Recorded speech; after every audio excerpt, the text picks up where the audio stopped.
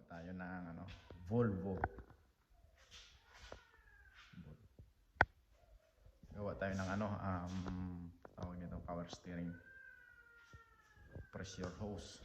So, nandito po yung ano, dito po yung pressure hose. So, papalitan natin.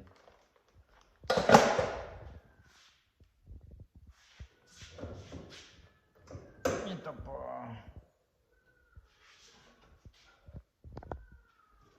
So,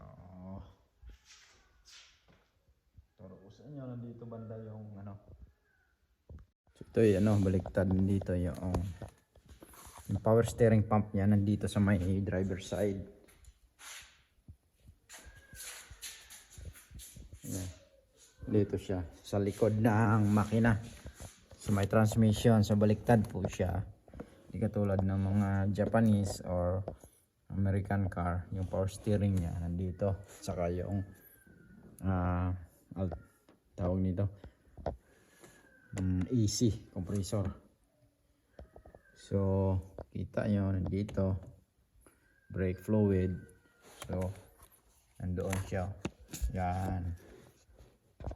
Kita nyo yan. Dito. Yan po. Yan po yung tatanggalin natin. Alright. Thank you. So guys, simulan na rin. Punta tayo dito sa ilalim.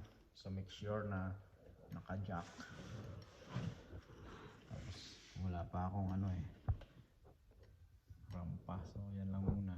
Pero ito safety naman to.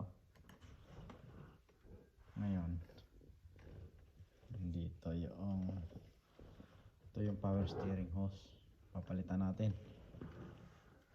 Power steering hose leak, badly leaking. So you can see this. Hello.